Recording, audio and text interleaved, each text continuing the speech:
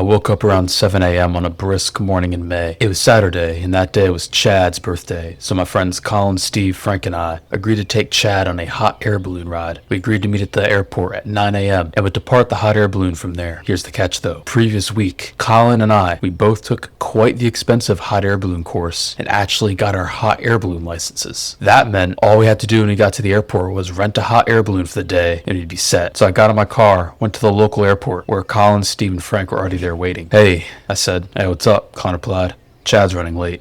"Of course he is." "Well, at least we got great weather today," I said, referring to the clear sky. "Man, I brought my speaker and my protein," said Steve. "Did somebody say protein?" "Yay, Chad's here," said Frank. "Of course I'm here, Bruce. I was down for a good hot air balloon ride." The five of us went over to the balloon renting area and finalized the plan. We paid the $10,000 to have the hot air balloon from now until 10 p.m. that night. It was a steal. We were given a walkie-talkie in case we had to communicate with the people on the ground. We hopped in our balloon. It was a lot bigger up close than we initially thought. We hopped inside the basket and lit the fire from underneath. We began to gain some altitude, even though we were still near the ground. "I'm trying to get above 30,000 feet, G." "Steve, it's literally higher than Mount Everest," Colin replied. "Exactly. I'm trying to get high as fuck, both figuratively and literally." "What do you mean by figuratively?" "Your boy was just about to get to that. We gotta head over to the lake, cause my homeboy Greg is supposed to hook me up with a bag of candy today." "Oh, that's fine. We're by the lake." "Greg told me to meet him at the beach parking lot, G." Colin and I both looked at each other in suspicion. "Hey,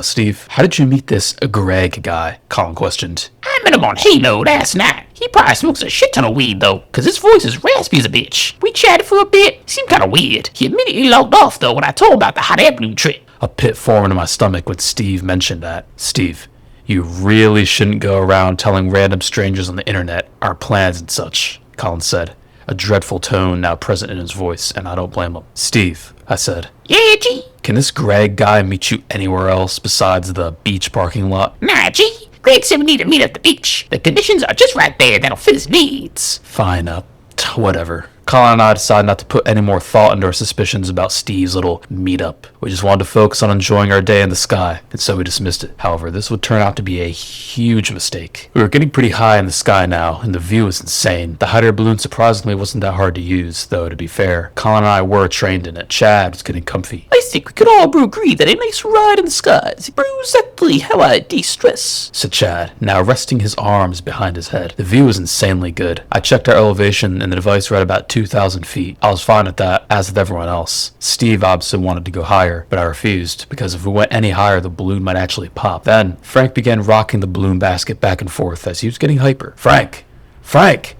stop, you're gonna knock us out of the basket!"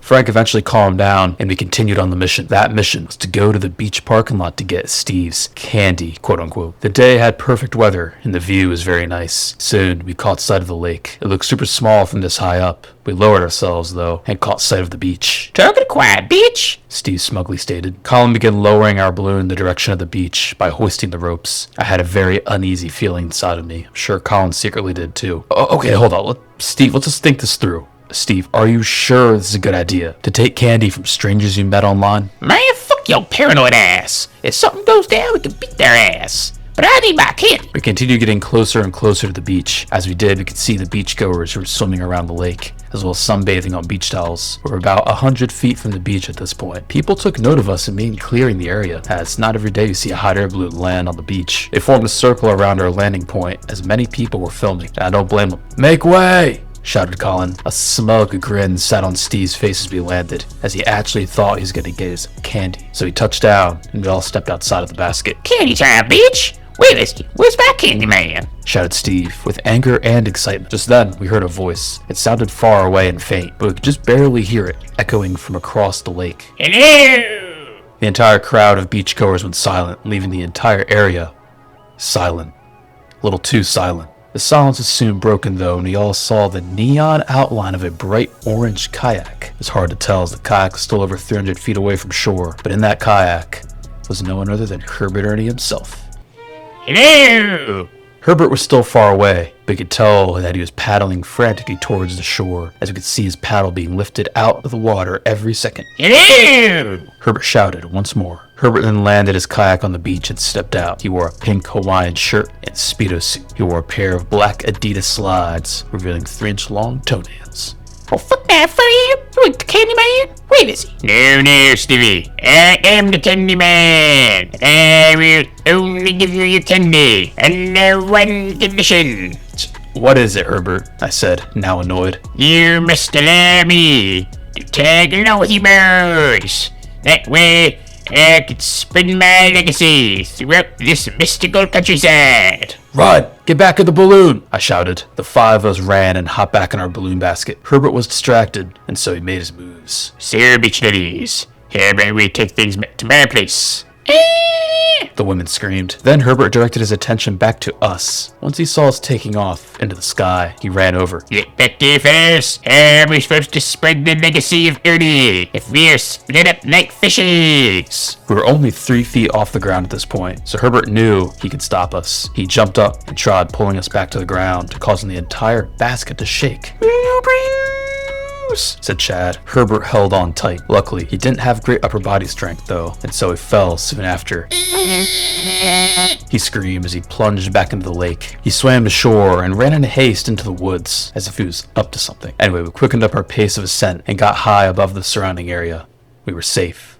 We took out some drinks that we had brought and celebrated getting away from Herbert, as that's something we've actually never been able to do in the past, at least not successfully, that is. Cheers to a peaceful trip, Colin said. Though, as always is what it seems, this would not end up being the case. Anyway, we continued cruising throughout the sky above a wide open countryside. However, as we were floating above the woods by like a cove that had a path that leads up to the neighborhood, we noticed something. It was an orange morph suit. It was running through a wide open field on top of the hill and heading towards an abandoned warehouse. It wasn't running very fast and also made a faint as it ran into the warehouse via a garage door that opened all by itself and then disappeared into the darkness. It was amazing how a tiny figure hundreds of meters away could cause such a disturbance. We were all feeling happy and relaxed, although Steve was still upset that he never got his candy. Man, when I play all Halo tonight, I'm gonna beat that man's ass. However, our peace and comfort was soon and abruptly broken when we saw something exit that same warehouse, though it was via the roof. And believe me, what exited that warehouse we were not expecting at all. The roof of the warehouse opened in an automatic fashion before a hot air balloon rose out of it. It was like a monster that had been dormant for years, finally rising from the darkness. It rose very slow and was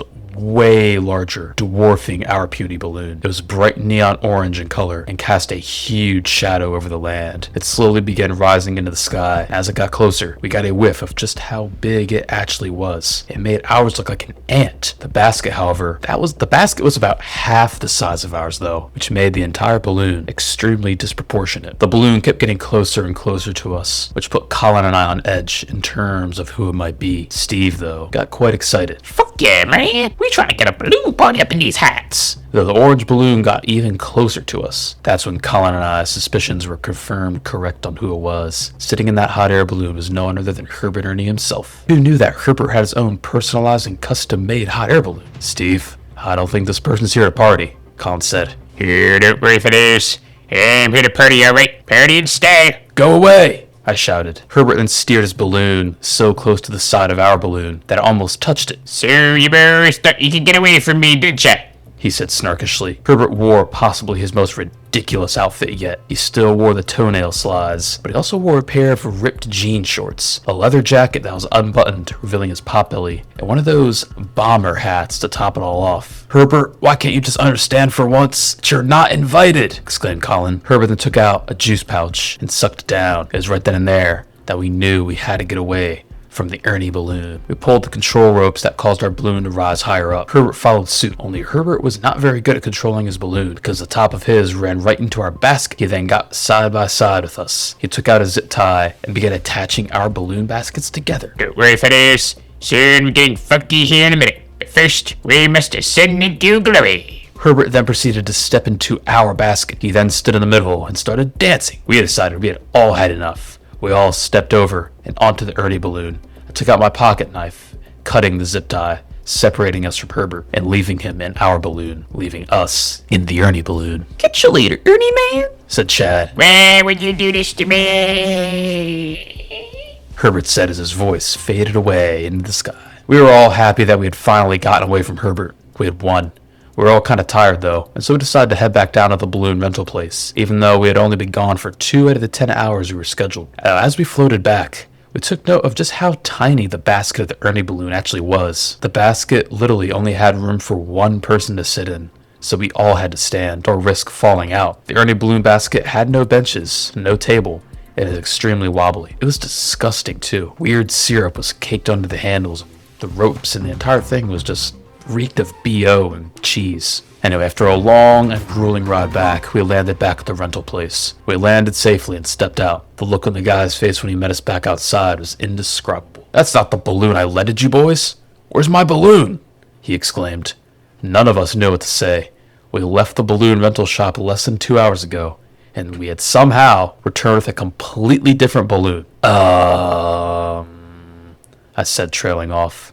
"Look, there's the other hot air balloon. Up there." We looked into the sky. We could still see our original hot air balloon far off in the distance. You know, the one that Herbert was now in. "What? How did they get up there?" the worker exclaimed in fury. Long story, but let's just say we got hijacked," Con replied. "Hijacked, you say? Then I'm gonna call the police immediately," the worker said. "Hey, go right on ahead." That was when I remembered something. I had binoculars on me. I brought them with me with the intention of using them, but I completely forgot I'd packed them. I took them out of my bag and peered through. It took me a minute, but I eventually found Herbert with our stolen hot air balloon. He appeared to be struggling as I witnessed him swatting at a flock of geese who were now pecking at the hot air balloon. Obviously I couldn't hear him, but I saw his mouth uttering a bunch of words as the geese swarmed him, and at one point he almost even fell off. Then it happened. One of the geese tore a massive hole in the hot air balloon's side, causing the balloon to spin out of control. It began going around in loops before gaining alignment and heading in a straight line towards the ground. He landed right in the parking lot of the nearby police station before the cops surrounded the now deflated balloon. Herbert was arrested and taken into the police station. I clapped my hands together in satisfaction. "Seems like some problems do take care of themselves," the worker said. "Yes, they do," I replied. We all went home and relaxed for the rest of the afternoon. That then concludes High Up. Epilogue. Herbert was taken into the police station and then to court, where he was charged for breaking and entering on private property and for theft. Turns out the Ernie balloon, quote unquote, wasn't actually his. Some rich man owned it and the warehouse.